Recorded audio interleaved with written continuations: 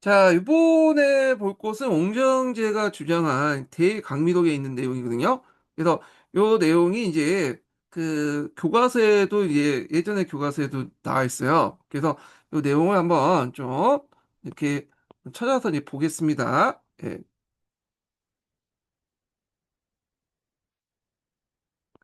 볼게요.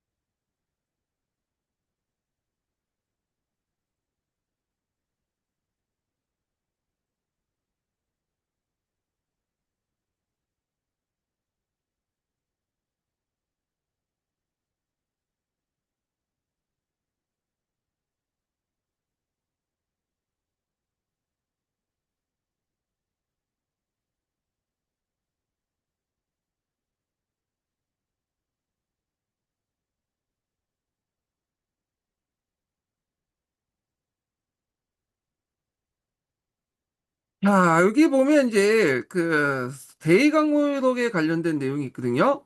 그래서 이제 이 대의강물독에 이제 그 뭐냐면 그 중종의 오기단은 이제 뭐냐면 의무사건을 이렇게 만들어졌다 그래요. 뭐 이게 중요한 건 아니니까 넘어가겠습니다. 그래서 사료 내용을 이제 보면요. 자, 이때 이제 그 하이돈을 재해석을 했는데 요 관련된 내용 볼게요. 자, 이 대의강미동은 옹정제가 직접 저술할 만큼 그 만주족의 중국집의 정당한 논리를 이제 매우 정교하게 담겨져 있는데, 자, 여기는 하이돈의 재해석을 보죠.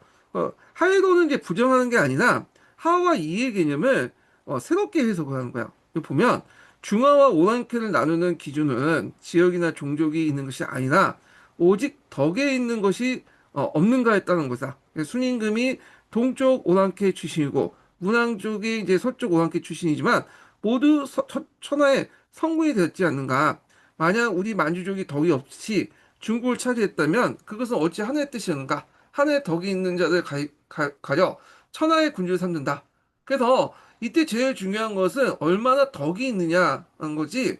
이게 이제 뭐냐면 지역이나 종족에 있는 것이 아니다라는 거죠. 그래서 만주족도 뭐냐면 이게 이제 천하의 주인이 될 수 있다라는 하이돈의 제의석 관련된 내용이죠.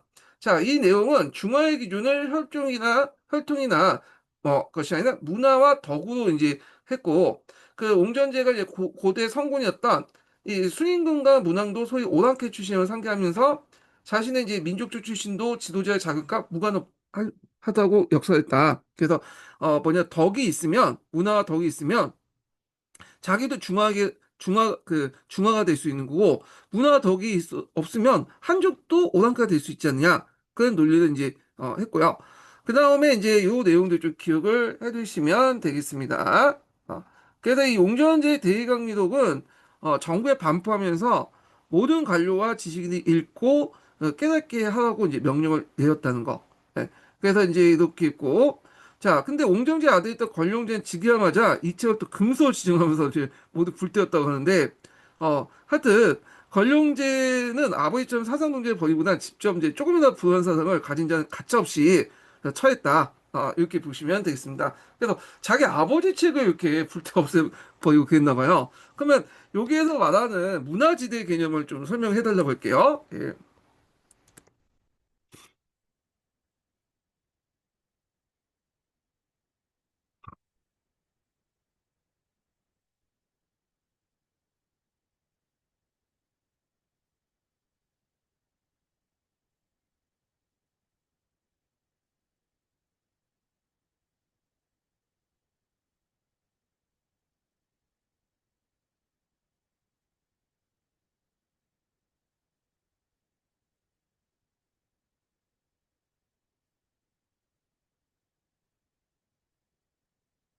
자, 여기에서 대의강목에서 문화지대라는 거는 중화, 즉 문명의 세계 중심이 되는 자격은 특정 민족이나 혈통이 있는 게 아니라 덕과 예를 갖춘 높은 수준의 문명 그 자체라는 개념이라고 이제 설명을 하고 있습니다. 그래서 문화지대라는 개념은 혈통이 아니라 덕이다.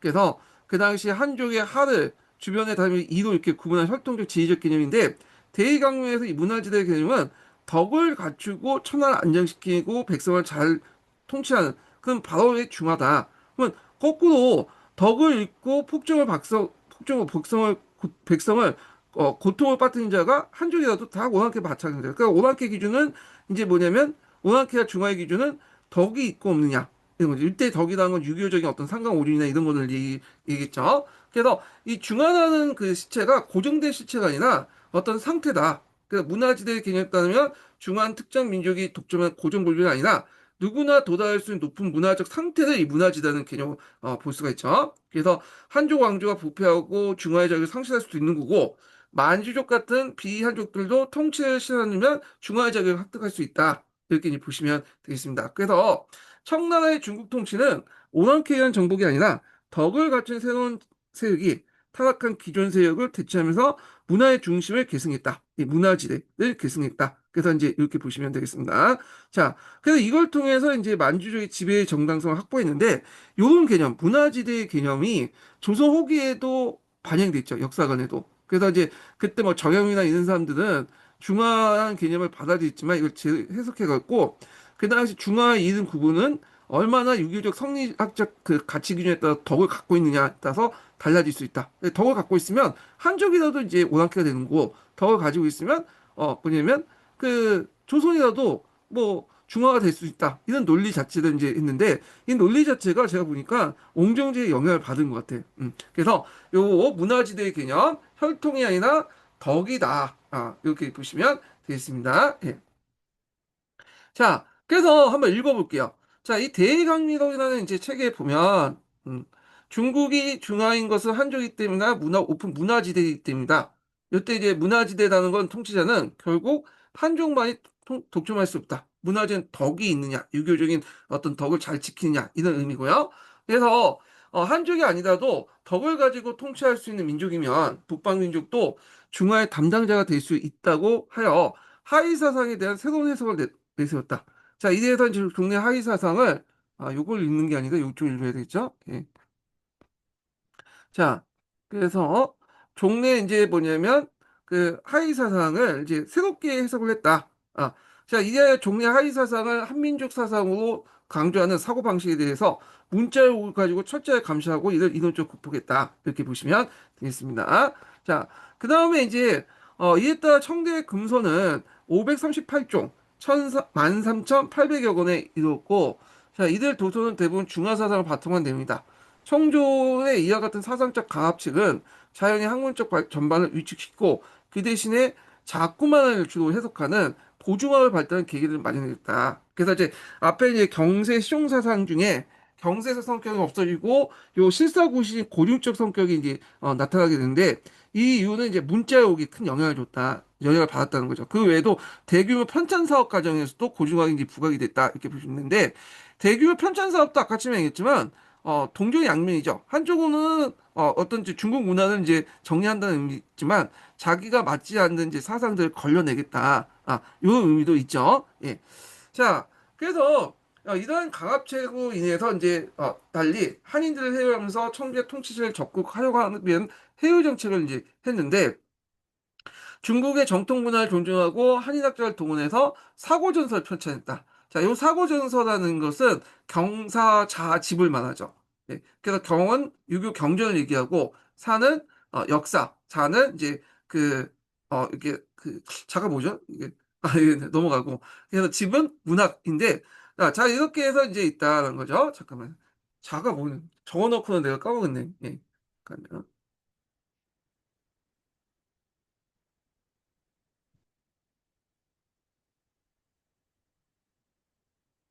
갑자기 이렇게 적어놨고 했는데 제가 잘못 적어놓은 것 같은데 그 흘린 글씨를 적어놨기 때문에 예. 그 책에서 보겠습니다. 이거 교과서에 있는 내용이거든요. 기본적인 내용인데 까먹었어 제가.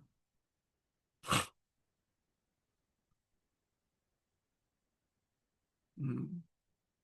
제자백과서를 얘기하는 것 같아요. 자, 왜냐면 유가, 도가 했건 이제 이때 뭐 맹자, 장자 이렇게 다 자자가 있잖아요. 그러니까 제자백과사 사사 철학 및 각종 기술서적을 이제 의미한 것 같고요. 예.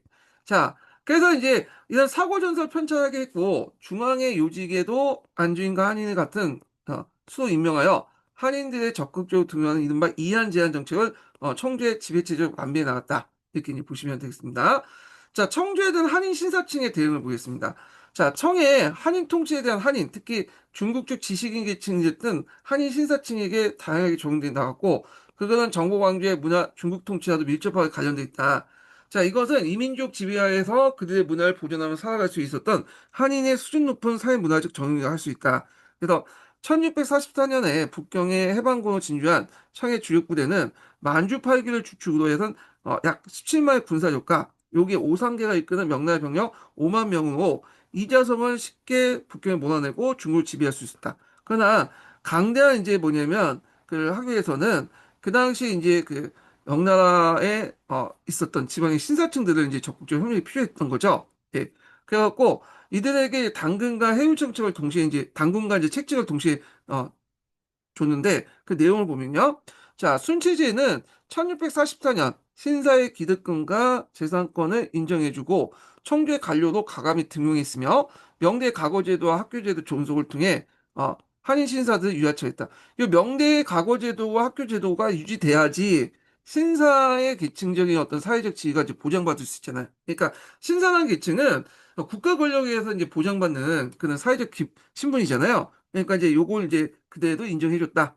자, 청주 해유책에 대한 한인 신사청의 정은 지역에 따라 이제 다른데요. 즉, 명예 멸망과 이자성군과 청군의 북경선 공방전, 그리고 각지에 끊임없이 일어난 농민 반란의 어떤 해오리 속에 시달리고 있던 하복이라든지 상동 지방의 신사층에게는 이민족 왕조라 하는 지역 민족 감정보다는 어떤 이제 자신의 어떤 생명과 재산을 보호받을 수 있는 현실 문제가 더욱 절박한 것이었다. 따라서 변발을 간소하기 하면서도까지 청주 정권에 협력하게 되었으니 청주 정권과 한인 신사의 상호 위존 구도가 여기에서 형성되었다. 근데 이제 앞에서 얘기했죠. 강남 신사들은 좀 경우가 달랐죠. 그래서 이제 강남의 소주, 절강 지방에 대대적인 반청 항쟁이 있었고, 그다음 강서, 복권, 양강. 양강은 강동과 강서 지역을 얘기하고 호강 지역은 그 양쯔강 중류에 있는 호남과 호북성을 얘기하죠. 자, 그래서 남명 정권과 이자성 장혁중의 패장벽에 가세한 반청운동이 전개되었다. 그러나 이러한 반청운동은 군사적 약세로 남명 세력이 위축되면서 반청운동에 참여하거나 항촌의 복명운동을 지원했던 신사도 점차 청에 투항하게 되었다. 그래야 이제 순치 연간에 하북은 물론 하남 지역의 사회질서를 회복에도 이들의 신사 역할이 컸으니 사회질서 안정은 청조나 농민, 신사층에 필요했던 것이다. 이렇게 이제 있고요. 자, 그 신사층 관련된 내용들이 이제 쭉 있는데 이 신사층들은 그 서로 간의 이해관계 입각에서 이제 뭐냐면 이게 그 청주와 협력 있죠. 청주 입장일 때는 한인 신사들 버릴 수 없는 존재죠. 왜냐면 얘네들은 하나하나는 약할지 몰라도 계층적 큰 이제 세력이고 또 뭐냐면 지역 말단까지 통치하기 위해서는 그들이 필요했던 거고 또 신사층에서 화이사성 완전히 떨쳐버릴 수 없지만 자신의 지위가 이제 국가 권력부터 보호받는 거잖아요. 그러니까 거기서 나오기도 하고 그러다 보니까 청조의 협조에 불가피하게 이제 받아들이게 됐고 자, 이런 협력 관계가 장기적으로 청나라가 지배하는 데 큰 역할을 했다. 그래서 이 백년교도의 난이라든지 뒤에 이제 했지만 여러 가지 그 개항 이후에 뭐 그 농민 반란도 있죠. 그래서 태평천구의 운동 다 이 신사계층들이 이제 주도해가지고 이걸 진압을 했잖아요. 근데 신사계층들의 이제 이해관계가 건들게 되는 그런 그 철도 국유와 관련된 내용을 신사계층의 어떤 이해관계를 침범하는 거니까 그때 이제 신사들이 이제 하다가 이제 더 이상 안 됐다 해서 청나라를 버리게 되면서 청나라 멸망을 하게 되죠. 예. 그래서 요 내용들 있는데 요걸 한번 이제 신동기에 있는 내용을 한번 정리해서 좀 한번 읽어보겠습니다. 예. 제가 이걸 이제 얘가 한번 읽기 시켜볼게요. 챗GPT 한번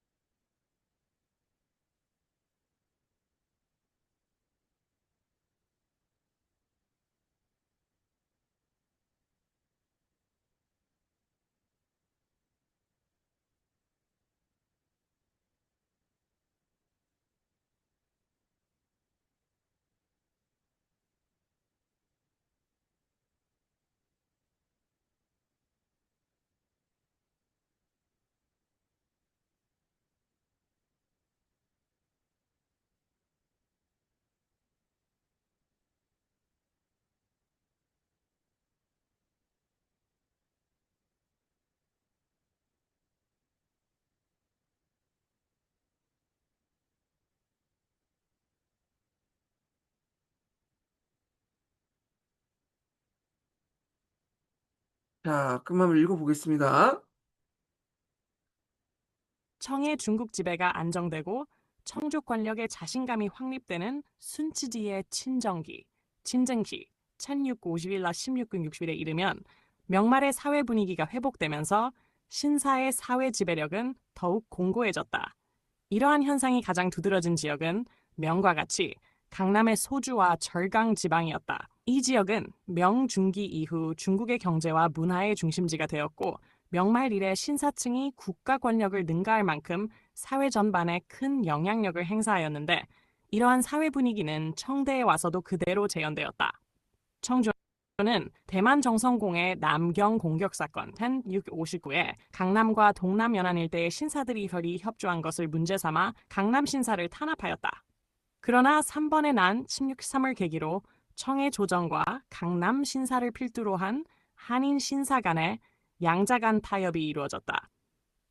즉, 청조의 입장에서는 중국을 통치해 나가는데 한인 신사라는 버릴 수 없는 필요한 존재이므로 체제 내에서 통제와 함께 협력자로 받아들이는 일이 절실하였다. 한편 신사 측에서도 화이 사상을 완전히 떨쳐버릴 수는 없으나 그들의 사회적인 지위 보장은 황제권, 국가 걸그로부터 나오는 것이므로 신사의 현실적 권익을 누릴 수 있는 청조 정권의 협조가 불가피한 것으로 받아들였다.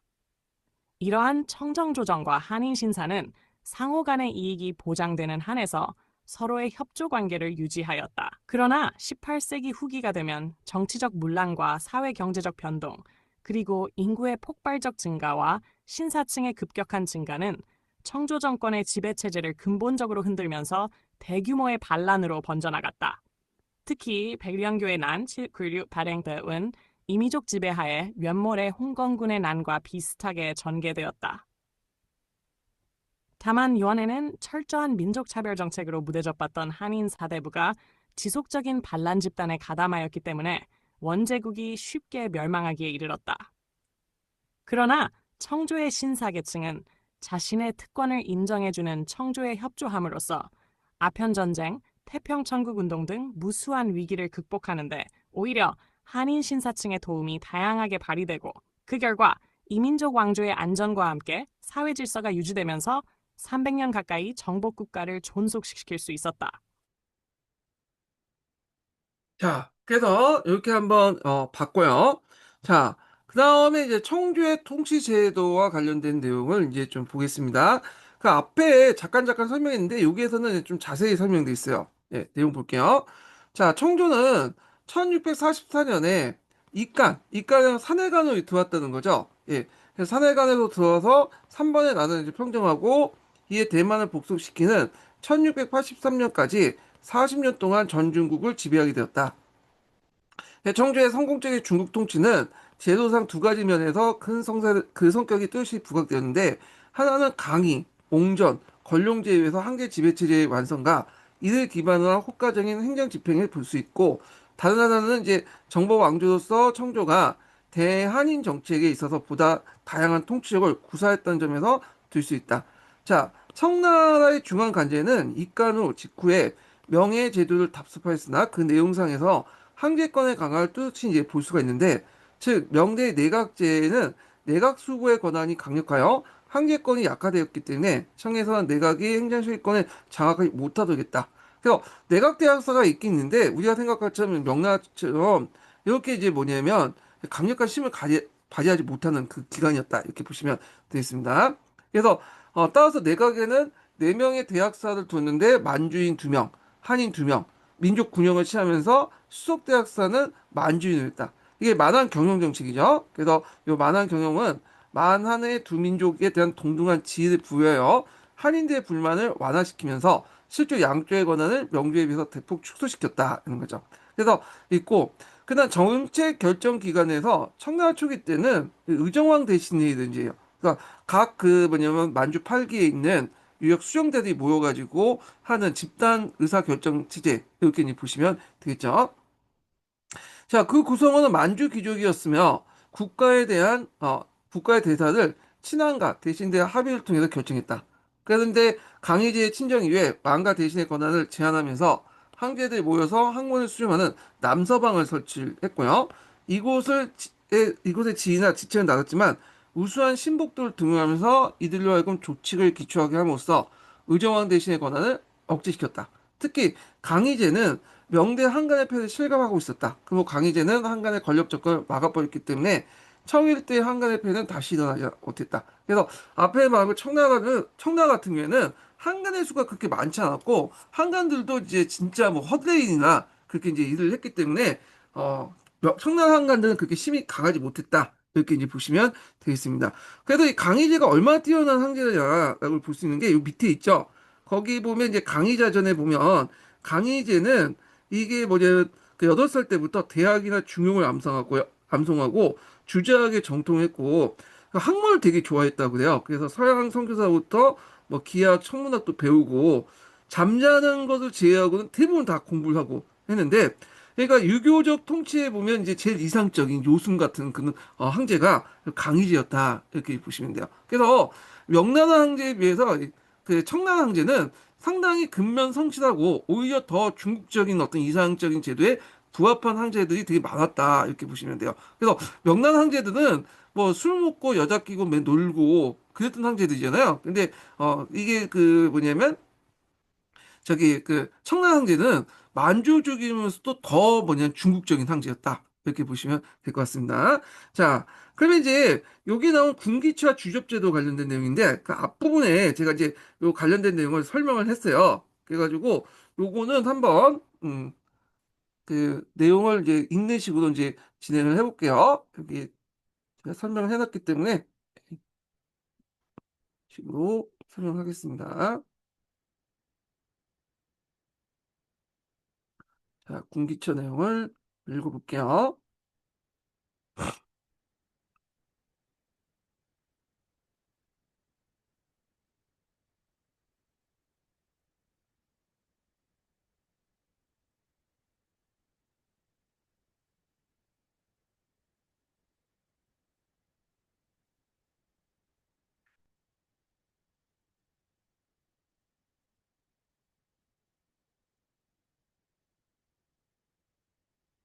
자, 보겠습니다.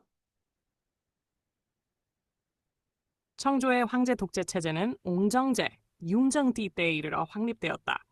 제도적으로 의정 왕 대신 회의가 없어지고 군기천 지추와 주저우접 제도가 이에 대신하면서 황제권을 강화시켜 나갔다. 주접 제도는 강희제 때 지방의 행정 사정을 정확하게 파악하여 황제에게 보고서를 올리도록 하고 중앙의 경관도 상주하도록 한 데서 유래했다. 그러나 강희 시대의 주접 제도는 비공식적인 것이었으나 옹정제가 즉위한 후 모든 지방관으로 하여금 의무적으로 정확한 보고서를 정기적으로 황제에게 올리도록 하여 황제가 지방 행정을 올바르게 판단할 수 있는 눈과 귀의 역할을 하였다. 그런데 옹정제 때 주접제도가 행정상의 공식 제도로 정착하고 제 기능을 발휘하게 된 것은 군기처의 창설로 그 기능이 서로 밀접히 연계되면서 시작되었다. 군기처는 서북방의 준가르 정벌을 위해 설치한 군수방에서 유래하는데 1729 이때 지방에서 올라오는 주접을 처리하면서 중요 기구로 발전하게 되었다. 군기처에는 군기 대신 준지 다천과 그 아래에 군기장경, 준지증이 있다. 군기 대신은 황제가 직접 만 한대혁실 및 각 부의 장관과 차광 중에서 선임하였으며 이들은 황제로부터 직접 명을 받아 지방의 촉독, 순무에게 그 명령을 그대로 전달하였으므로 국가의 정책 결정권은 직접 황제가 처리하였다. 이로써 군기처는 중앙의 최고 기관이 되었고 의정왕 대신 회의와 남서방은 그 기능을 상실하게 되어 황제의 전제 군주권이 한층 강화되었다. 예. 자, 그 내용 파악을 해두시고요. 여기 좀 눈여볼 게 뭐냐면, 아까 이제 설명을 좀 안 한 부분이 있는데, 여기 군기처 같은 경우에는 그 특정한 정당을 이제 맡은 간지가 없어요. 그러니까 겸직이라고 보시면 돼요. 겸직. 그래서 그 내각 대학사나 우리의 비변사처럼 이 겸직제였다. 이렇게 보시면 되고. 자, 그러면 이제 그 내용을 또 보겠습니다. 그 밑에 있는. 자, 군기처 아래 육부를 두고요. 행정을 분단시키고, 감찰 기관으로서 도찰원과 황제 비서기관 한림원을 이제 두었다. 청조는 특히 이제 그 몽골, 티베트, 청해 등 내륙아시아 방면을 지배하기 위해서 이번원이라는 그런 특정한 특수 간청을 뒀어요. 또, 자, 현재 이제 중국 지방행정 조직은 청대 제도를 그대로 가져온 건데 보통의 지방행정조직은 18성을 나오고 그래서 성이라는 의미가 이제 예전에 행주성성에서 행준서성에서 나왔죠. 줄에서 행성이 되고 성이 되면서 지금도 마찬가지죠. 중국의 최고 행정 단위가 지방행정의 성이죠. 예. 그래서 이제 후에 이제 동삼성, 신강성 이렇게 이제 해갖고 22성이 되었다는데 자 하여튼 그 성 아래에 이제 불을 두고요. 그 아래에 헌을 뒀어요. 그래서 삼층구조로 돼 있는데 성의 장관에는 총독과 순무를 뒀어. 그리고 이제 이는 명대 지방의 임시 병력 동원에 책임진 총독 군무를 청에서 지방장관으로 제도화시켰다라는 거죠. 총독은 한 개 성 혹은 두 개, 세 개 성을 이제 두면서 배치시키고 민정과 군정을 총괄했고요. 그 밖에 관리에 대한 고가나 황벌을 제반 업무 행정을 담당했고 순무는 한 개의 성에 한 명을 뒀어요. 그래서 지방을 통과했는데 총독과 직무이 비슷하면 권한이 총독보다 좀 낮았다. 그리고 총독과 그 당시 순무는 상하 계층 관계가 아니라 직접 한 개의 명을 받아서 이를 집행하는 한 개의 대의자가 같았다. 이렇게 했는데 그럼 왜 굳이 총독과 순무 이렇게 두 명을 두냐? 일단 총독 같은 경우에는 좀 급수, 그러니까 풍계상은 순무보다 좀 더 높아요.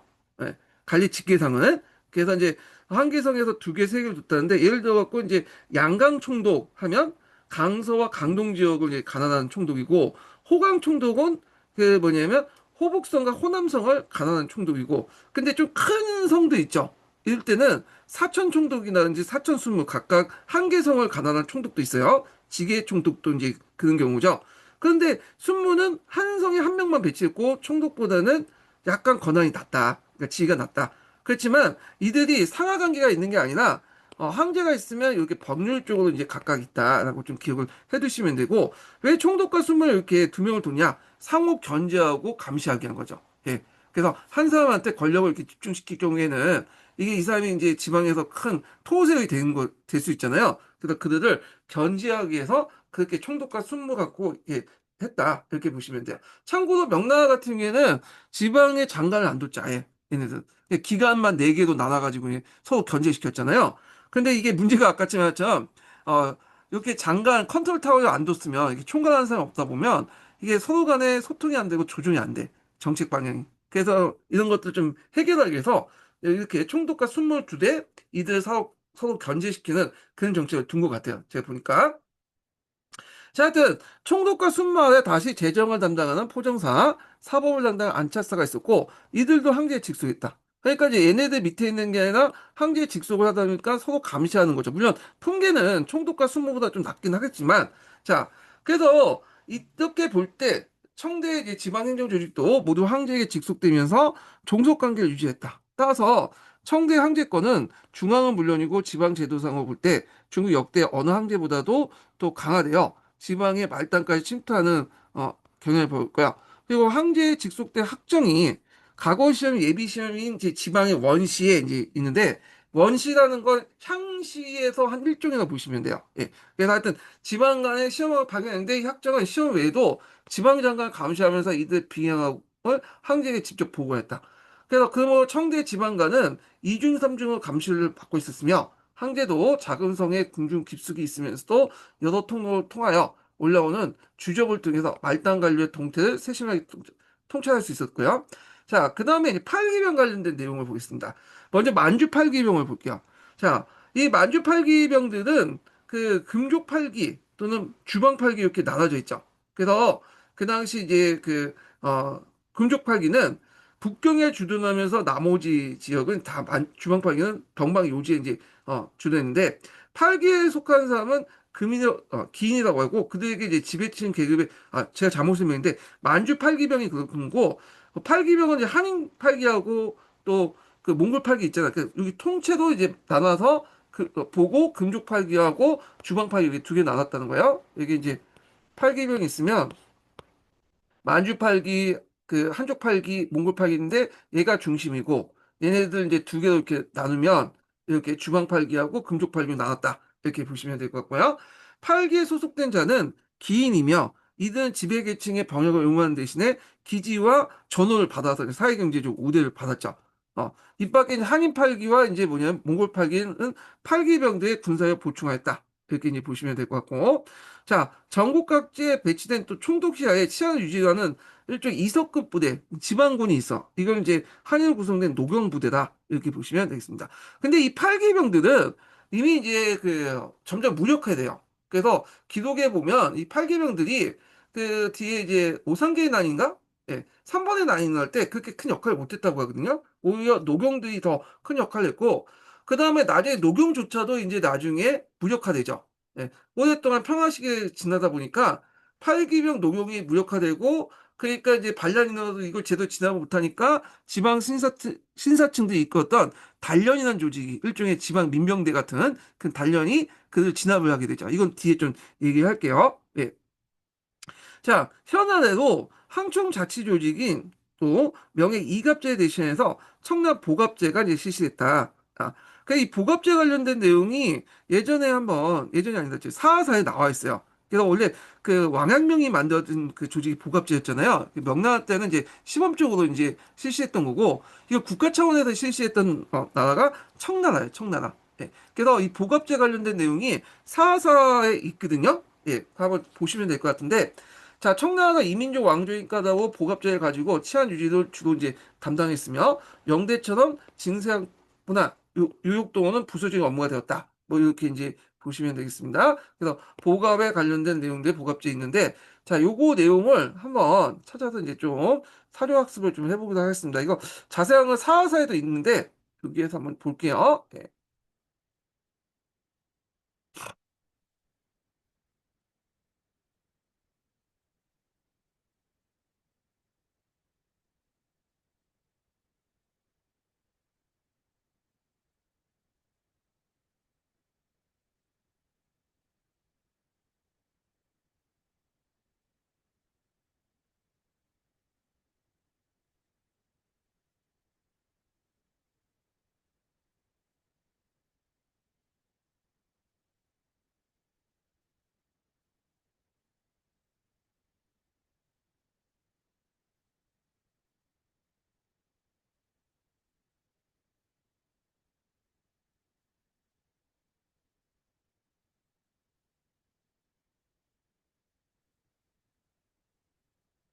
자, 여기 이제 그 밑에 보면 보갑제 이제 구조 기능이 있죠.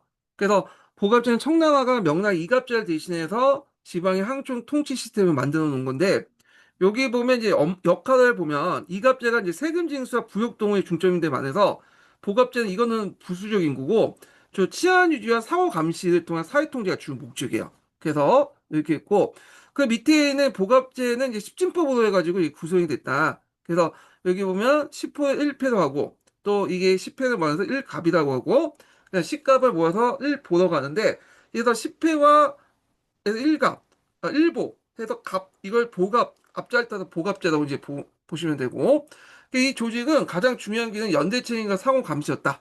그래서 각 가구는 문패와 식구들의 이름을 신상을 모두 기록하고 외부인이 들어오거나 집안사람이 멀리 나갈 경우에 반드시 간에 신고를 해야 되고 만약 관할 구역 내에서 이제 범죄나 반란 모의가 이제 있을 경우에 신고하지 않으면 해당 조직의 모든 가구가 연대 책임을 하는 거야. 예. 그래서 이제 이는 소수의 만주족이 다수의 이제 한족들을 호까지 통치하기 위해서 만든 매우 강력한 사회 통제 시스템이었다는 거. 그래서 서로 감시하면서 반란이나 저항의 사각을 사전에 차단하고자 했다. 약간 이제 북한의 이제 지금 체제가 비슷한 것 같아. 상호 감시망이 되게 강하기 때문에 아래로부터의 민중 반란 같은 것들 꿈도 못 꾸잖아요. 북한 같은 경우에는. 그래서 소수의 이제 만주족들 이들 이제 밑에 말단까지 통제하기 위해서 이렇게 했다. 이렇게 보시면 될 것 같고요. 그래서 이제 그 밑에는 이제 보갑제 관련된 사료들이 있어요. 그래서 요거 는 한번 읽어보겠습니다. 예, 자, 볼게요.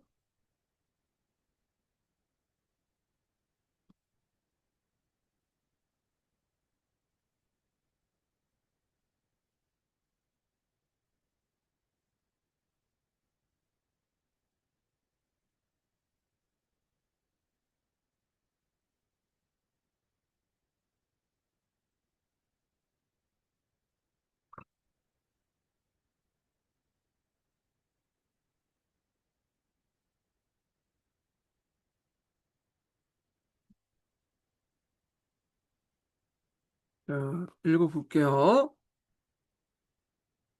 네. 청나라 갑제는 청나라가 부지와 상호 각계의 가구를 묶어 십갑, 시분의 1 모두 기록해야 했고 책임을 지고 함께 처벌받았습니다.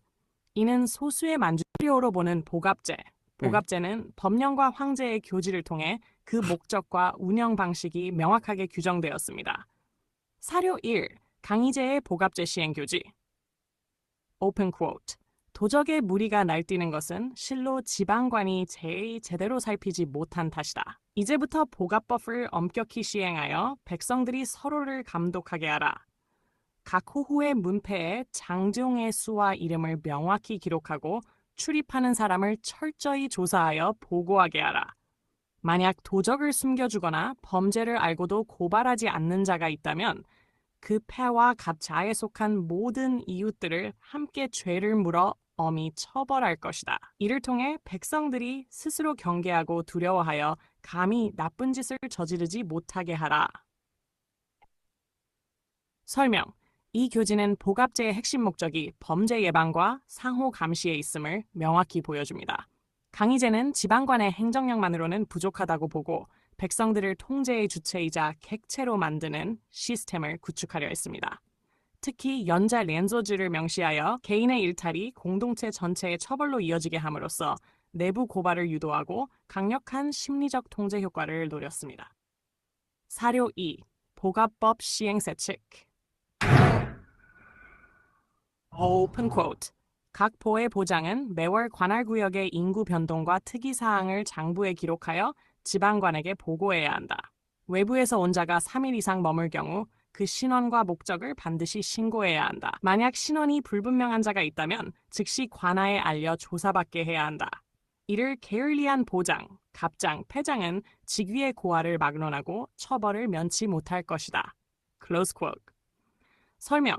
이 기록은 보갑제가 단순한 감시를 넘어 오늘날의 주민등록 및 인구 통계 시스템의 역할도 수행했음을 보여줍니다. 청나라 조정은 보갑제를 통해 제국 내 모든 사람의 신상과 이동을 촘촘하게 파악하고 관리할 수 있었습니다.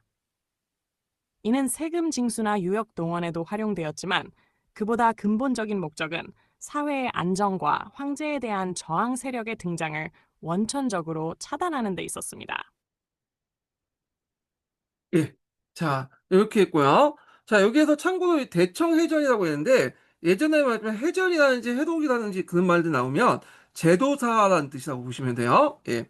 자, 그러면 이제 있고, 자, 그 다음에 이제 경제정책과 생산의 증가인데, 그 청나라의 이 부분은 시험 문제도 안 나오더라고요. 명나라 때 이제 관련된 내용들만 나오는데, 일단은 이제 지정은제 제외하고는 그렇게 볼 필요는 없을 것 같은데, 일단 한번 읽어보기는 하겠습니다. 자, 여기 보면 이제, 청나라 관련된 내용이 나오긴 하네. 지정은제하고 청계정 나온 내용 있죠. 이 청계정. 예. 그거 나와네. 예. 하여튼, 그 내용을 좀 보겠습니다. 자, 17세기 때 명말 청주에 가속된 농민 반란과 청주의 중국 진출을, 잠깐 여기에서 읽어야 되는데, 제가 이제 책의 파일 두 개를 떼어놓고 하고 있거든요. 이게 쉽게 이제 모조 붙이기 위해서 예, 했는데 다시 읽어보겠습니다. 그래서 17세기 명말 청주에 계속된 농민 반란과 청주의 중국 진출로 전후로 그 한 전쟁으로 농촌사의 심각한 파괴를 이제 뭐냐, 당했다. 따라서 이제 청원 피폐한 농촌사회를 이제 회복하기 위한 게 급선무였고요. 그래서 청주는 우선 경제 정책을 토지에 집중시켜 한인 지주의 토지를 수용하는 법령을 내어서 16만 6천 경의 땅을 빼앗아 일부는 한인 지배체 장정을 삼았고 나머지 만주 8기병에게 분배했다. 따라서 이런 이제 강압적인 정책 때문에 북경 부근의 농민은 다른 곳에 토지를 받아 이주하거나 강남으로 피난 가기도 하고 남아 있었던 농민은 만주 지배자나 8개 장계고 떨어졌다. 전후 떨어졌다는데 이건 명나라 그 청나라 때 초기 때 정책이에요. 청나라 때는 그 당시 일부 땅을 뺏어서 만주 팔기나 하여튼 팔기병에게 나눠주는, 기지도 이렇게 나눠주는 그런 정책들을 했거든요. 예. 그런데 이제 나중에 들어가면 이런 정책을 포기하고 그냥 그 한족들이 갖고 있는 농민을 뺏지 않고 소유권 인정하고 세금을 징수하는 방식으로 이제 바뀌게 되죠. 이거는 이제 초창기 때 얘기고요. 자, 또한 그 해안 지방의 백성이 대만의 정성국 및 기타 반정 세력과 연합한 걸 차단하기 위해서 바닷가에서 내륙 지방을 이주시켜 청계령을 내렸다. 그래서 이리하여 이제 상동, 강절, 강동, 연안방 백성은 그의 생활 터전을 잃고 내륙으로 강제 이주하는 매우 빈곤해졌다. 이게 이제 예전에 한번 얘기했지만 정성공세하고 이제 연대를 차단하기 위해서 여기 내용에 이제 쫙 이제 강남 해안 지역에 이제 쭉 사람들 소개시켰죠. 안쪽으로. 그리고 나서 이들은 이제 해갖고 철저하게 정성공세력과 강남 지역의 민들이 연계되는 걸 막았죠. 그러니까 청계령 관련된 내용이 예전에 기출문제에 많이 나왔죠. 그래서 앞에 제가 이제 청계령 관련된 내용을 한번 한 것 같은데 여기에서 일단 사료학습 차원에서 일단 좀 보겠습니다. 이 청계령은 상당히 중요한 어, 사료거든요.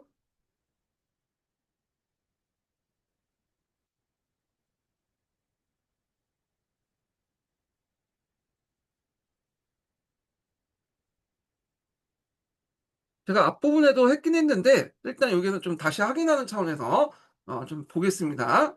예.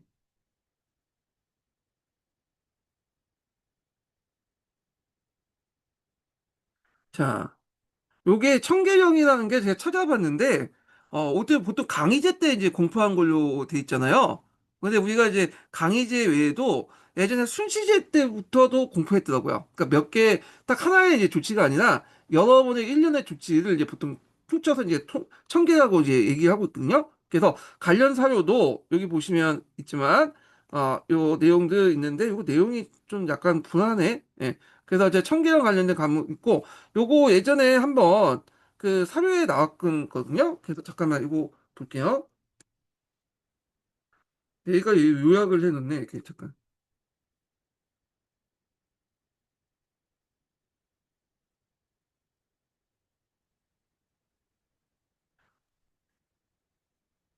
오타를 쳤는데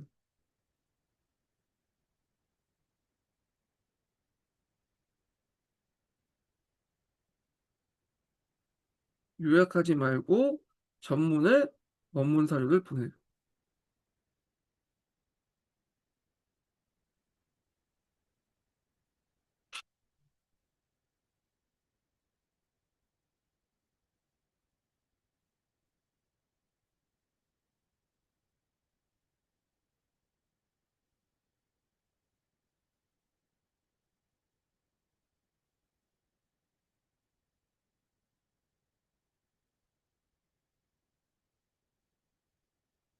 예.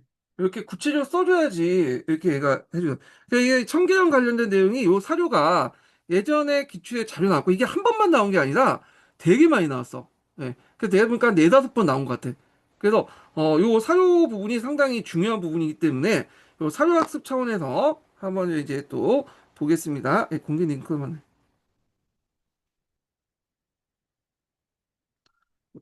이렇게 해서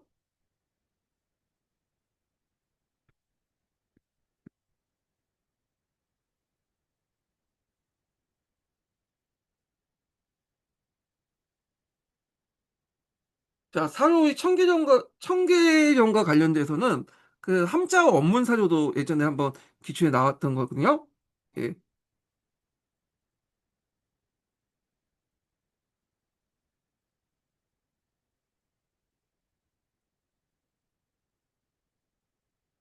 자, 요거 관련된 내용을 한번 보겠습니다.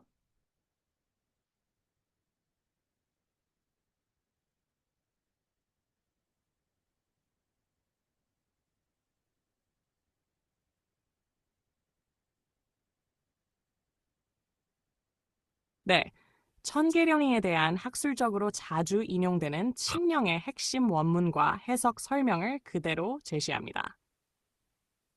네, 천계령에 대한 요약이 아닌 학술적으로 자주 인용되는 칙령의 핵심 원문과 그에 대한 자세한 해석 및 설명을 제시해 드리겠습니다. 천계령은 단일 법전으로 존재하는 것이 아니라 1656년부터 1681년 강의 20년까지 약 20여 년간 여러 차례에 걸쳐 산동, 강서, 절강, 복건, 광동 등 동남부 해안 5개 성에 내려진 일련의 명령들을 총칭합니다. 따라서 하나의 완전한 전문은 존재하지 않으며 당시의 공식 기록인 칭실록이나 지방지에 기록된 각 명령의 핵심 구절들이 사료로 인용됩니다. 그중 가장 대표적이고 천계령의 성격을 명확히 보여주는 1661년 순치 18년의 칙령 원문은 다음과 같습니다. 천계령, 첸제링, 핵심 원문 사료와 해석. Open quote. 一、自广东、福建、浙江、江苏、山东各该沿海地方文武官员遗文迟验，凡海边30里所有居民限3日内进行迁移内地，其30里外有土有庐分给居住。该地方官登记姓名编为保甲，倘有土无庐，该地方官即为搭建，北得安插。二、凡该边海30里内所有船只不论大小进行烧毁，沿海炮台一时拆毁。凡属界外，不许百姓人前居住，不许骗犯入口。如有潜越及引诱贼匪按劫掠，通通夹带。一切违禁等情，所在文武官员不行查的，该督府总兵从重议处。其专管之参由守备等官，不论官民，一体正法。원문 지역 1. 광동, 복건, 철강, 강서, 산동 각 해당 연해 지방의 문무관원에게 이문을 보내 빠르게 조사하라. 무릇 바닷가 30리 내의 모든 거주민은 3일의 기한 내에 전부 내륙 지방으로 이주시킬 것이다. 그 30리 밖에 밭과 집이 있으면 나누어 주어 거주하게 하라. 해당 지방관은 성명을 등기하고 복압으로 편성하라. 만약 밭은 있으나 집이 없다면 해당 지방관이 즉시 집을 지어 안착할 수 있도록 하라. 1. 무릇 해당 연해 30리 내의 모든 선박은 크고 작음을 불문하고 전부 불태워 없애라. 연해의 포대도 즉시 철거하라. 무릇 경계선 밖에 백성들이 예전처럼 거주하는 것을 허락하지 않는다. 조각배 하나라도 해안으로 들어오는 것을 허락하지 않는다. 만약 몰래 경계를 넘거나 적비, 정성공 세력을 유인하여 상륙 후 약탈하게 하거나 내통하여 물자를 끼고 드나드는 등 일체의 금지된 정황이 있는데도 소재지의 문무관원이 조사하여 체포하지 않는다면 해당 총독과 순무, 총병은 무겁게 논의하여 처벌할 것이다. 그 전담 관리인 참장, 유격, 수비, 비장 등 관원은 관료와 백성을 막론하고 일체 정법, 사형에 처한다. 사료 해설이 칙령은 천계령의 두 가지 핵심적인 측면, 즉 강제 이주와 엄격한 처벌을 매우 구체적으로 보여줍니다. 신속하고 무자비한 강제 이주. 첫 번째 조항은 해안 30리, 약 12km 내의 모든 주민을 단 3일이라는 비현실적인 기한 내에 강제로 이주시키라고 명령하고 있습니다. 이는 주민들의 재산을 챙기거나 준비할 시간을 전혀 주지 않겠다는 의도입니다. 비록 이주할 곳을 마련해주고 복압에 편성한다는 내용이 있지만 실제로는 수백만 명의 이주민이 제대로 된 거처 없이 유랑민으로 전락하여 아사하거나 병사하는 경우가 대부분이었습니다. 연안의 완전한 초토화. 두 번째 조항은 해안 지역을 완전히 황무지로 만들려는 초토화 정책의 구체적인 내용입니다. 모든 선박을 불태우고 포대를 철거하여 정성공의 반청 세력이 상륙하더라도 배 한 척, 식량 한 톨 얻을 수 없도록 물리적인 기반 자체를 파괴하겠다는 것입니다. 조각배 하나라도 해안으로 들어오는 것을 허락하지 않는다. 구절에서 그 강력한 의지를 엿볼 수 있습니다. 연좌제대와 자해와 극형. 마지막 부분은 이 명령이 얼마나 잔혹하게 집행되었는지를 보여줍니다. 명령을 어긴 백성은 물론이고 이를 제대로 단속하지 못한 관리까지 지위 고하를 막론하고 모두 사형음파에 처한다고 명시하고 있습니다.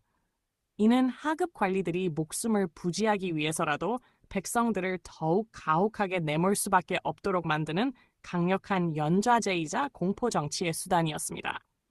결론적으로 이 사료는 천계령이 단순한 해금 정책이 아니라 국가 폭력을 동원하여 특정 지역의 사회와 경제 기반 자체를 완전히 파괴하고 백성들의 희생을 담보로 정치적 군사적 목적을 달성하려 했던 극단적인 정책이었음을 명백하게 증명합니다. 자, 그래서 청계령 관련된 내용을 이제 좀 봤고요. 자, 그 다음에 이제 또 읽어보겠습니다. 그러나 사회가 안정되고 청의 지배체가 확립되면서 토지 몰수나 강제 이민은 중단되었고요. 아울러 민간에서 개간한 토지는 국가에서 몰수할 수 없도록 하고 만주팔기 횡포에 대해서도 엄격하게 통제를 가했다. 그래서 명말 청초의 농림 발전 과정에서 많은 관료와 지주계층이 몰락하고 그들 사유지가 청주에 의해서 몰수된 걸 제하면 대부분 전호에 의해서 경작됐고, 이 전호는 이제 경작할 전자예요. 그러니까 소작이냐는 의미죠. 경작됐고, 이들 전호는 작용 농민으로 이제 발전됐다. 특히 이제 청주는 농민이 개간 경작한 것을 경명전이라고 또는 갱명전이라고 또 읽죠. 자, 하여튼 경명전이라고 하여 농민 소유를 인정하고 민정과 동등하게 조세를 징수하면서 농촌 사회를 안정시키고 나갔다.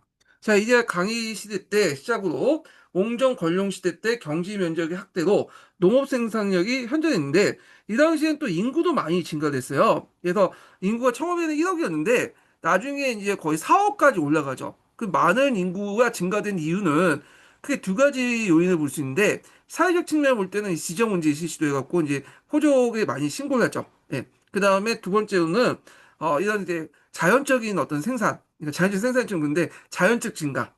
그래서 인구가 많이 이제 증가된 이유 중에 자연적 증가 중에 이런 이제 경지, 그러니까 대규모 경지 사업 같은 거 있죠. 개간 사업 이런 것도 이제 있죠. 그래서 예전에 이제 산적들이 살지 않았던 그 지역, 변경 지역까지 사람들이 이제 살기 시작해요. 사천 오지다든지 뭐 운남, 기주 그런 지역이라든지 아니면 동북 삼성, 대만 지역까지 이제 하게 돼요. 물론 동북 삼성은 이제 뭐 봉금지대가 있었지만 19세기 때 봉금지대가 해체됐죠. 예. 그래갖고 이렇게 이제 사천 지역도 이제 이때 본격적으로 개발돼서 사천이 이제 그 당시 상당히 그 뭐야 개발이 돼갖고 그 곡창지대가 됐잖아요. 예. 이런과 연결돼서 이제 보시면 되고 그 외에도 이제 뭐 그 감자라든지 고구마 같은 이런 구황작물이 들어온 것도 인구 증가의 원인이 되죠. 예. 자, 그래서 이런 경지 면적 확대되면서 농어촌이 현저하게 증가됐다. 이렇게 이제 보시면 되겠습니다. 자, 그래서 이제 그 밑에 있는 이제 농지 면적 관련된 내용인데 경지 면적 관련된 한번 읽어보시고요. 자, 그다음에 이제 청해 이제 그 개혁 중에 제일 중요한 게 조세제도죠. 예, 이 지정문제 관련된 내용인데, 자, 요거는 시험 문제 자주 나와요. 요 부분은. 그래갖고 요게 상당히 중요한 부분이죠. 자, 청해세법은 명주의 1조 편법을 계승하였다. 그래서 1조 편법은 종의 잡다한 세목을 지세와 정세로 양분하고 이를 은으로 납부하는 거죠. 예. 그래서 청해 강의제는 유대가 없을 정도 대표적 조세감을 다니는데 이거는 뭐냐 태평성세가 새로 증가하는 인정은 새로 이제 세금을 부과하지 않는다는 특별 명역제도를 실시했다. 이것이 실시된 동기는 1조편법 세제 아래 정세가 토지를 소유한 인정만이 그 대상이 되었는데 원래 1조편법은 정세를 모든 사람에게 나눠주는 게 아니라 토지를 소유한 인정, 그러니까 토지를 소유한 그 성인 남자들에게만 이제 주는 건데 강의 시대가 이제 되면서 평화가 계속되고 인구가 급증되고 토지 소유에 집중한 형성이 나면서 대토지 소유자들은 교묘하게 정세를 탈세하고 오히려 토지가 없는 농민이나 빈민에게 부담하는 그 내용이 있었나 봐요. 그래서 일주편법 우리가 뭐 정세를 납부한다는데 이 정세 납부 대상은 토지를 가지고 있는 인정만 대상으로 한 건데 실질적으로 그때 당시에는 일반 토지가 없는 사람들도 다 그냥 정세를 납부했다. 이렇게 이제 보시면 되겠습니다. 그래서 청주는 이러한 폐해를 없애기 위해서 강의 50년에 정책에 등록된 그 정남을 기준으로 이후에 태어난 인정을 정세로 면제하는 조치를 취하게 되었고요. 자, 이러면서 이제 정세가 총액이 고정에 따라서 정세를 지세에 포함시킬 수 있게 되었다. 그러나 지주나 부호는 인정을 인정하고 국가는 부족 정세를 차액으로 이웃이나 친족에 부과시키면서 또 사회 문제가 이제 되었다. 이 내용이 있는데 자, 요거 관련된 조치 내용을 이제 좀 보겠습니다. 예. 잠깐 이제 사회학습을 좀 해볼게요. 예. 이게 이제 시험 문제 많이 나오는데, 한번 볼게요. 같이 지정은제도 같이 보죠. 예. 이제 보는 바에.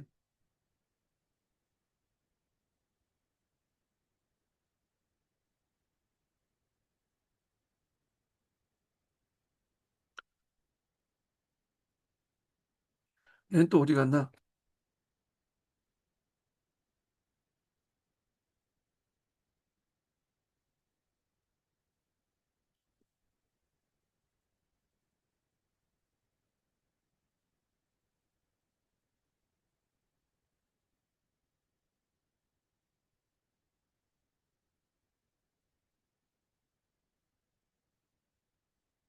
요거 하기 전에 마지막 이제 인증번호 알려드릴게요. 마지막 인증번호는 69번입니다. 예, 마지막 인증번호 69번이에요.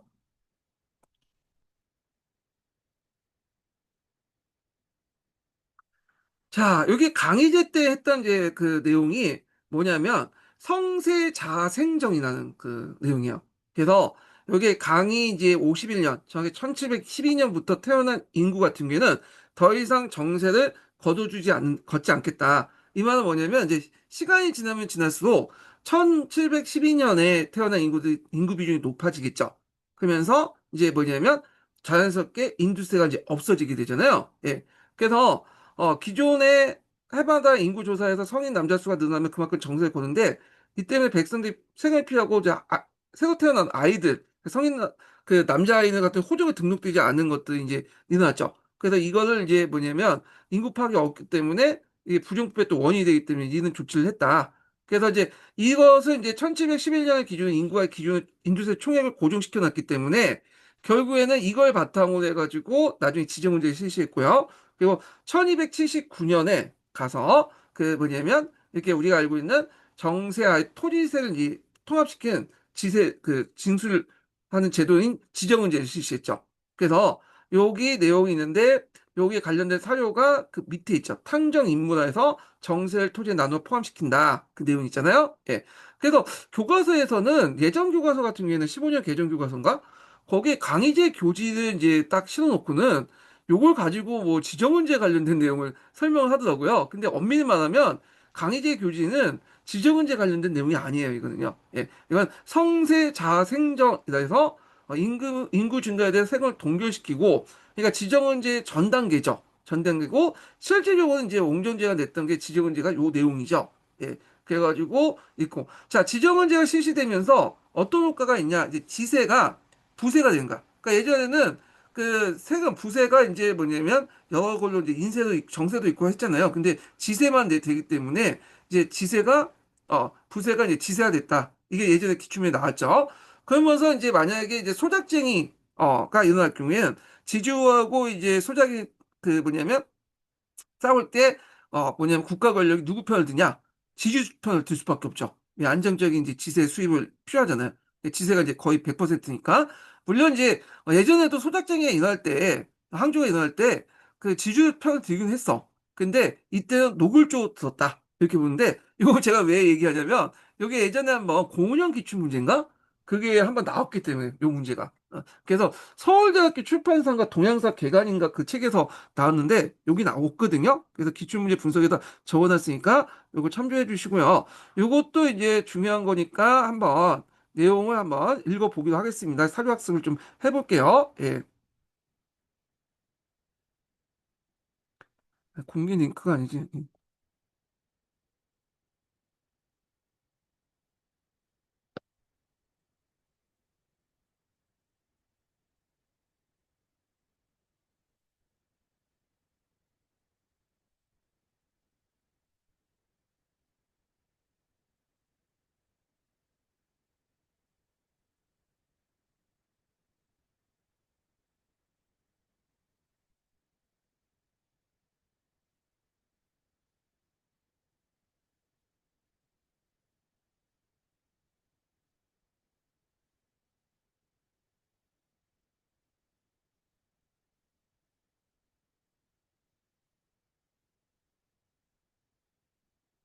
네, 청나라의 중요한 세금 제도 개혁인 성세자생정 스즈신딩과 지정은 인지에 관한 상세 설명과 관련 사료를 그대로 제시합니다. 네, 이미지에 언급된 청나라의 중요한 세금 제도 개혁, 즉 성세자생정 생스즈신과 지정은 인지에 대해 관련 사료와 함께 상세히 설명해 드리겠습니다. 이 두 제도는 인구 파악과 세금 징수 방식에 있어 역사적인 전환을 가져왔습니다. 1. 성세자생정, 샹스즈성 등 인구 증가에 대한 세금 동결. 성세자생정은 강희제의 번성한 시대에 늘어난 인구에 대해서는 정세, 인두세를 더 이상 걷지 않는다는 의미입니다. 이는 강희제가 1712년 강희연에 선포한 획기적인 조치였습니다. 배경 기존에는 해마다 인구를 조사하여 성인 남성의 수가 늘어나면 그만큼 정세를 더 걷었습니다. 이 때문에 백성들은 세금을 피하려고 새로 태어난 아이를 호적에 등록하지 않는 일이 많았습니다. 이는 정확한 인구 파악을 어렵게 하고 부정부패의 원인이 되었습니다. 사료, 강희제의 교즈.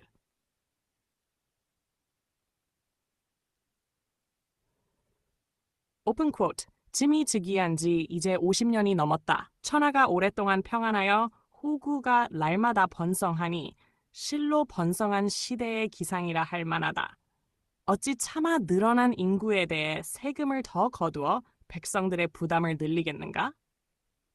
이제부터 강이 50년 71년에 인구 정체를 기준으로 정세의 총액을 확정한다.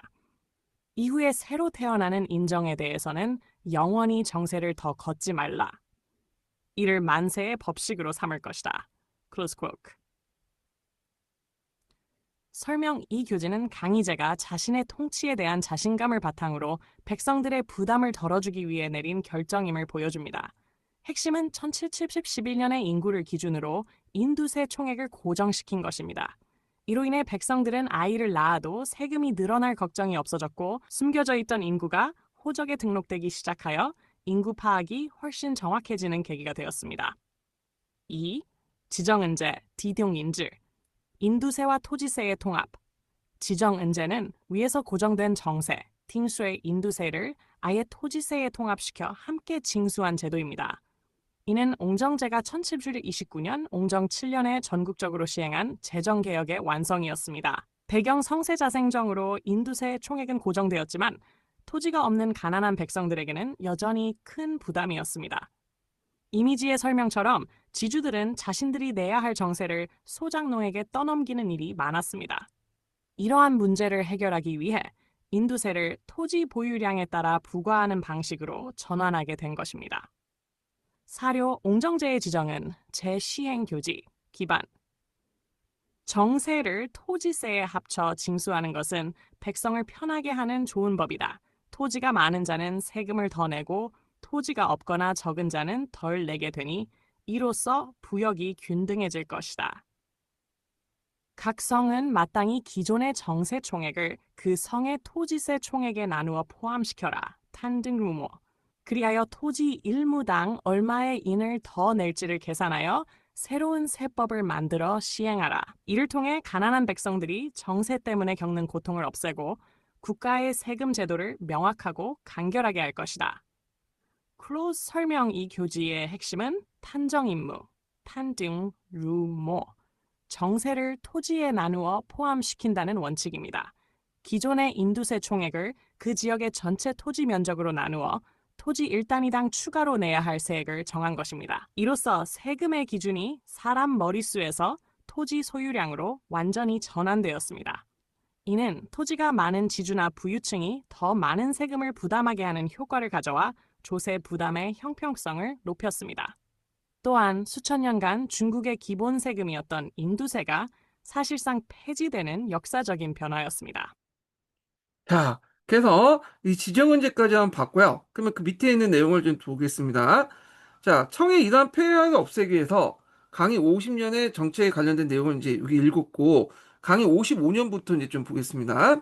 자, 운남 도사인 동진수가 토지를 정확하게 조사하고, 자, 여기 조사하고 여기에 정세를 합쳐서 토지의 다가에 따라 조세를 부과할 것을 상소했다. 자, 그 후에 강동성에서도 정세를 지세를 포함시키는 조치를 취했는데 이들 계기로 옹전 7년에 전국적 지정은제가 시행됐다. 이렇게 이제 내용이 있고요. 자, 그래서 지정은제 실시로 일주분부에 정세와 지세가 양분됐던 세제가 한 걸음 더 나가서 토지세만 단일화됐다. 그래서 지세가 곧 부세가 된 거죠. 이게 이제 우리식으로 따지면 도교화되었다. 이렇게 이제 말할 수가 있죠. 자, 이와 함께 청대는 지정은제 실시로 조세의 합리화를 깼을 뿐만 아니라 정세를 지세로 통합했기 때문에 토지가 많으면 많은 지세를 부과하며 가난한 농민은 정음의 이제 그 정세의 압박에서 벗어나게 되었고 그 결과 정부를 숨기거나 납세를 기피하는 형성도 사라지게 돼요. 그래서 인구의 증가에 큰 원인이 되었죠. 그래서 통계에 의하면 권력 말에 전국 인구가 2억 9천만 또 얻은 4억까지 올라갔다고 이제 하고 있는데 그만큼 폭발적인 인구 증가는 징세 개혁으로 농촌사회 안정이 가장 큰 요인이 되었다. 이렇게 보시면 되고요. 15년 개정 그 동아시아사 책 보면 교과서 보면 그 청나라 말기 때 이제 청나라 때 인구 증가 관련된 내용들이 쭉 나와 있어요. 예. 그래서 인구 증가의 그 원인은 아까 전에 자연적 인구 증가와 사회적 인구 증가인데 그중에 사회적 인구 증가가 관련된 거고 자연적 인구 증가는 아까 토지 기간 그다음에 또 그 구황작물 도입 이런 것도 이제 연결돼 있겠죠. 그 인구가 확 늘어났다. 이렇게 이제 보시면 되겠습니다. 자, 그래서 이렇게 해서 이제 청량화 관련된 내용을 한번 이제 정치 부분을 중심으로 해갖고 정치 경제 부분을 중심으로 해서 봤고요. 한의종 내용을 이제 좀 보겠습니다.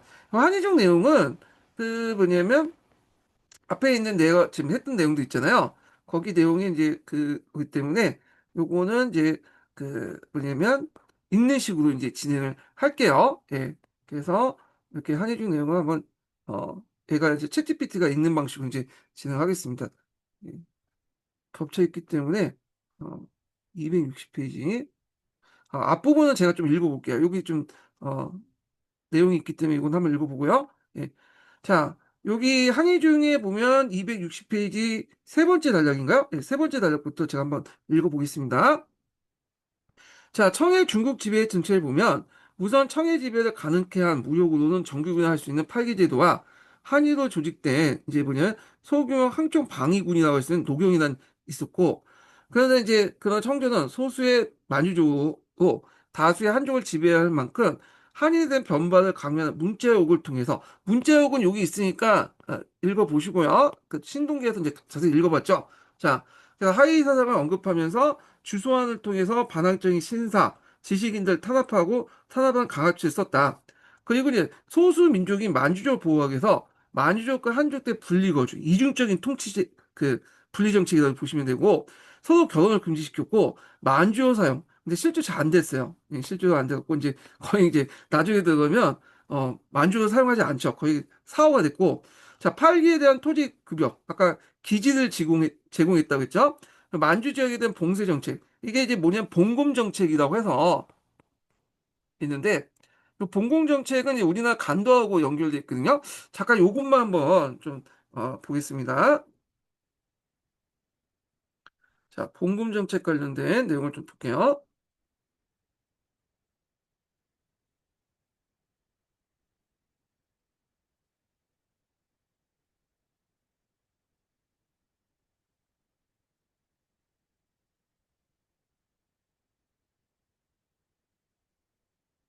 자,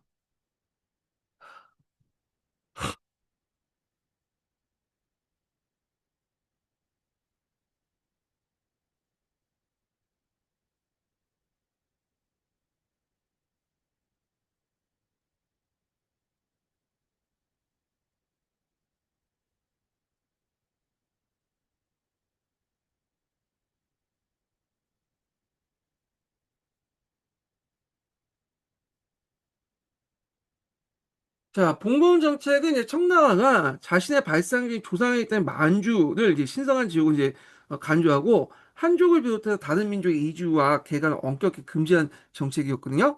그래서 요게 이제 보면 그 만주의 어떤 발흥지를 이제 뭐냐면 보존하는 신성성을 보존하는 거고 그걸 통해 조상의 모를 훼손시키는 것을 막한 거고 그다음 만주족이 한족과 섞여 살면 자신의 고유한 풍습이나 이런 것들을 이제 잃을 수 있잖아요.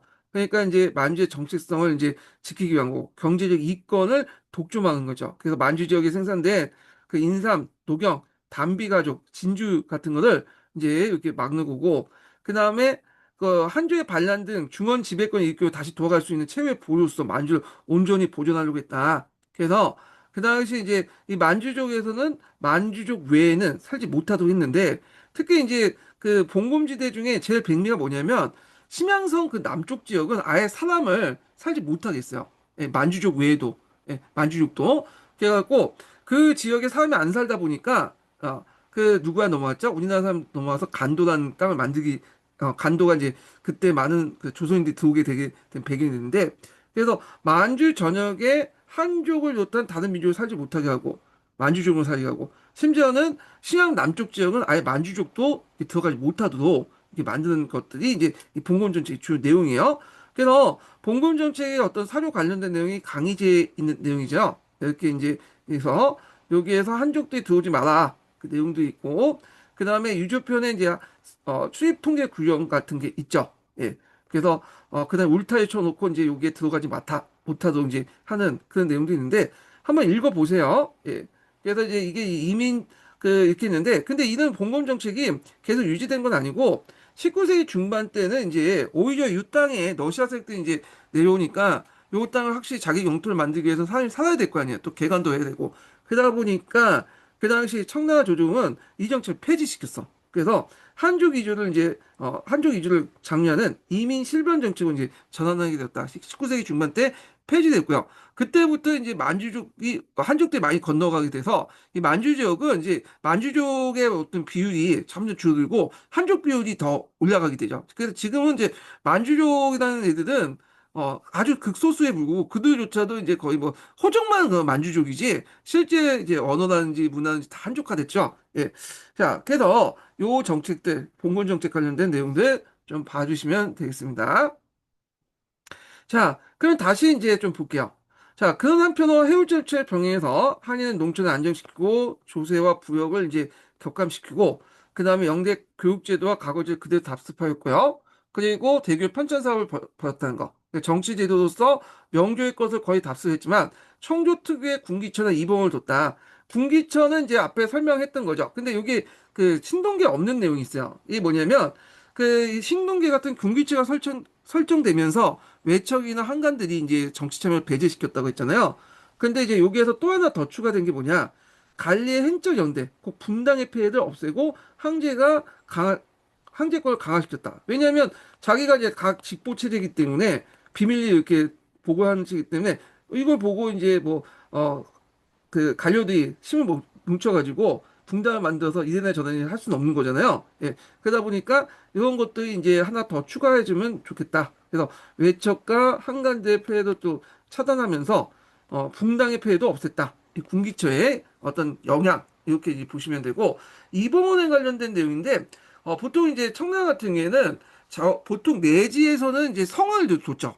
근데 여기 이제 변경지방 같은 경우에는 그 가다 성보다는 이번원을 썼어. 그래서 서장, 신강 이런 지역은 이제 이렇게 돼서 관리했다. 이렇게 이제 보시면 될 것 같고요. 자, 그 다음에 이제 강의제부터 권력제까지 이제 대학장 관련된 내용이 있는데 요 관련된 내용은 이제 좀 이렇게 이제 보겠습니다. 요거는 앞에 제가 이제 했기 때문에 이 부분은 이제 한번 있는 식으로 한번 이렇게 진행을 해볼게요. 예.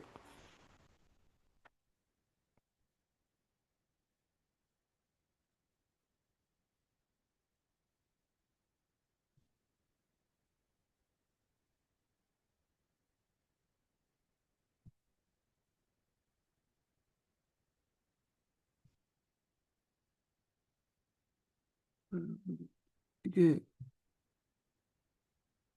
요건데. 예.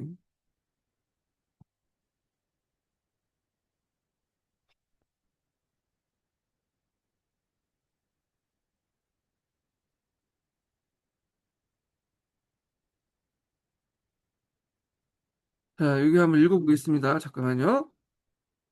아휴.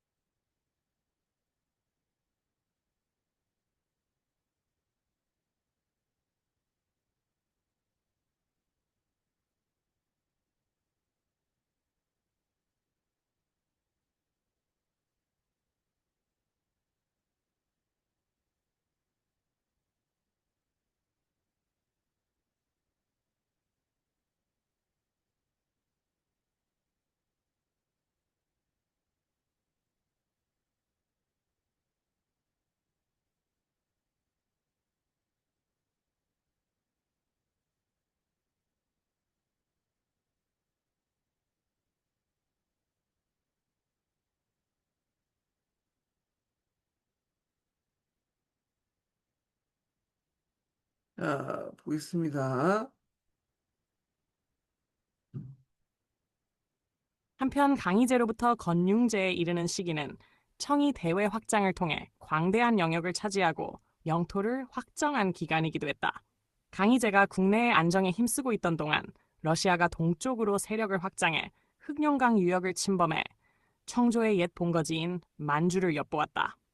강희제는 러시아의 군사적 거점 중 하나를 공략해 승리를 거둔 후 1689년 러시아와 네르친스크 습 조약을 맺어 러시아의 남하를 저지하고 국경을 확정지었다. 아르군강과 고르비사강을 러시아와의 경계선으로 삼고 외흥안령에서 오호츠크에 이르는 이남을 청조의 영역으로 했다. 명청 교체기에 망난, 막벳, 막서의 3대 부족으로 나뉘어 있던 몽고족은 청이 중국으로 들어오기 전에 망난만이 청에 복속되었고 나머지는 여전히 청의 지배밖에 있었다. 이들 중 오이라트 또는 준가르로 불리던 부족의 추장이 3번의 난을 틈타 몽고의 각 부족을 공략하고 청장 지역까지 쳐들어와 청조의 서부 변방에 주둔했다.